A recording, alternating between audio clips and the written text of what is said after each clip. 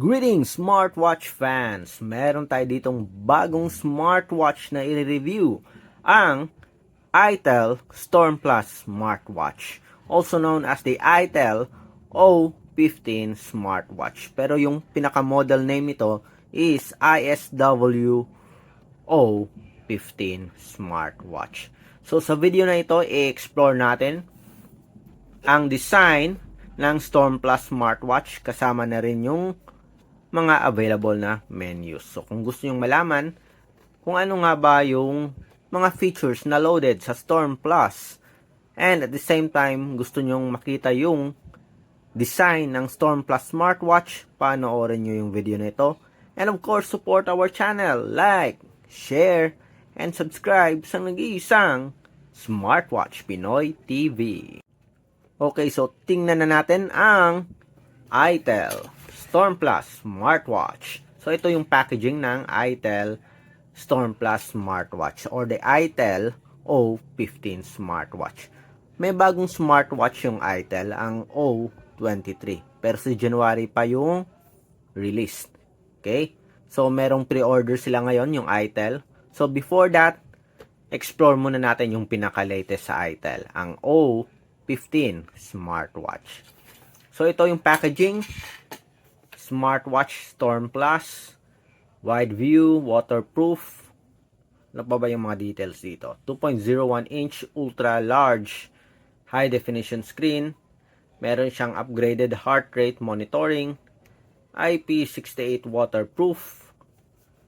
Then dito sa likod, meron tayong features: AI voice assistant, enhanced strap, refined experience, Bluetooth calling, at merong 7 days na battery life.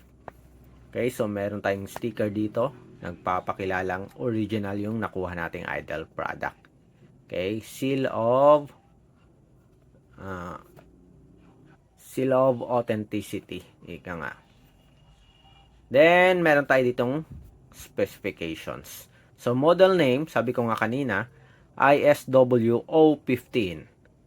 2.01 inch IPS, 240 by 296 pixel resolution, Bluetooth 5.3, battery capacity ay 270 mAh, at merong IP68 waterproof rating. Okay, so yun lang yung details dito. So yung laman, charging cable, user manual, warranty card, and of course, yung smartwatch na nakatouch na yung strap. So, ito yung smartwatch ng itel. Simple, okay, minimalist, at merong isang crown button. So, wala siyang side button. So, plastic. Yes, parang plastic to. Yes, plastic. Body frame. Ito yung sensor, speaker, mic, and meron siyang sporty strap na maganda yung pagkakadesign. Flexible silicone strap, at meron siyang stainless steel buckle. May quick release pin for easy replacement. Okay, so tingnan natin. Meron tayo ditong weighing scale. Tingnan natin yung weight. Hopefully less than 50 grams siya. Kaya ayusin lang natin. Okay, 00. And meron tayong 43.03 grams. So, less than 50. Okay na okay yung weight. Medium size yung body frame. Available to sa at least 2 colors yata. Black and silver. Unisex ang design, at meron siyang, of course, rotary crown button. 2.5D tempered glass. Okay. So, okay naman yung design. Simple lang siya. Lightweight. And of course, sabi ko nga, mayroon siyang elegant na silicone strap. Sporty silicone strap. And with a unisex design. Okay, so enough with the design here. But before that, tingnan muna natin yung thickness. Less than 10. 10 to 11 yung okay na thickness. So, meron tayong 11.0 mm. Okay? So, okay lang. So, hindi siya ganun ka-slim, pero okay lang naman. Okay? Pasok pa rin naman siya sa desired thickness natin sa smartwatch. Okay, so we're done with the design. Pati na rin na-check na natin yung weight and yung thickness sa dimension. Okay, na-explore na rin natin yung pinaka-design kung gusto nyo makita ng malapitan. So, ito yon. Okay, model ISW015. So, minimalist design, sporty strap, sporty body frame with a unisex look. Okay? So, pwede siya sa babae, pwede sa lalaki. Okay, so tingnan na natin yung UI kasama na rin yung features ng smartwatch. So, activate natin, tingnan natin. May power pa ba? Ayun. S1 Smartwatch Edge. So, ilang languages dito. May Filipino ba? Tingnan natin. Wala. So, yun lang. Okay. English. Hindi ako familiar sa isa na to. Spanish. Portuguese. French. Maybe this one. Arabic. And we have Bahasa Indonesia. So, English tayo. So, gumagamit siya ng FitCloud Pro application. Scan to bind. Ito yung QR code. So, skip tayo. And, ayun na. So, naload na natin yung smartwatch. Hindi na kailangang i-pair sa support app para makita lang yung offered na menus and features. So, tingnan natin. Okay. So, preloaded ng iba't ibang watch faces. Ito yung pinaka-settings niya. May iba't ibang options dito, including the brightness display, music control, ito sa Bluetooth call, ito yung information about the smartwatch, battery, turn on, battery saving mode,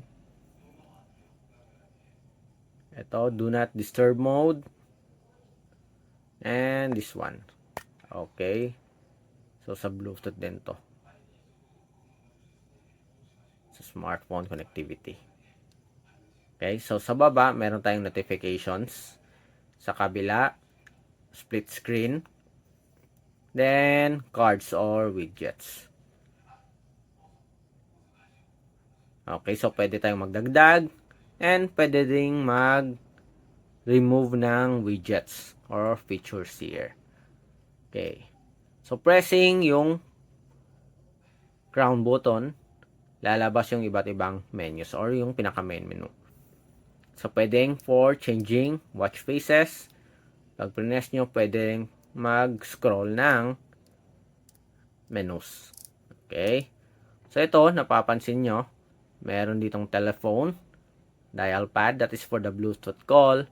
May contact person, call records, call history, voice assistant, data, meron tayong workout. So, sa mga interesado, for the contents ng sports functions, so tingnan natin. So, meron tayong outdoor walk, outdoor running, mountaineering, may cycling, jump rope, basketball, badminton meron din, football, at yoga. So, limited lang pala yung sports, 1, 2, 3, 4, 5, 6, 7, 8, 9 sports function. Okay, so yung pinaka-basic lang or yung popular lang na sports yung nandito. For outdoor walking, tingnan natin.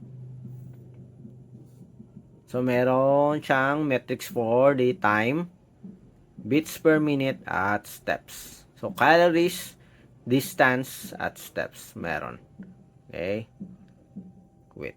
So, yun yung mga metrics na tinatrack ng walking. I guess the same din siguro sa running. Okay, the same din.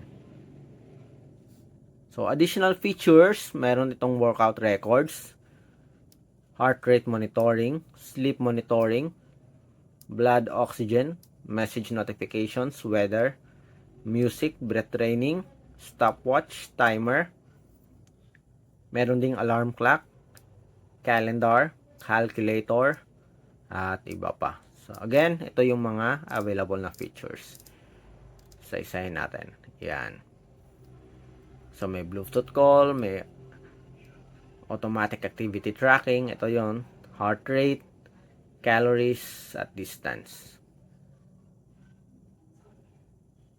Workout record, yun, may sleep monitoring din. Ano pa mang meron? Timer, alarm, calculator. So, wala siyang games. So, settings, menu style, ilang style tayo meron? 4 na style. Notification options, display, kasama na rin yung watch faces, screen time, at raise to wake. Vibration and ring, language support, nakita na natin kanina. QR code, ito yung QR code para sa ating FitCloud Pro application. Set time, meron din. So, pwede kang mag-set ng 24 hour, 12 hour format time. Tingnan nga natin. Okay, diba to? Ayun. Okay. Password at system. Okay. Sa system info, shutdown at restart. So, may password din. Okay. So, yun. Yung mga available na menus sa ating Storm Plus smartwatch from ITEL. The ITEL O15 smartwatch, ISW O15 smartwatch. So, sa mga katanungan o nagbabalak bumili ng Storm Plus, hopefully, natulungan namin kayo kung ano nga ba yung mga details, kung gusto nyo alamin yung mga details ng Storm Plus smartwatch. Again, like, share, and subscribe sa ating nag-iisang Smartwatch Pinoy TV. Bye!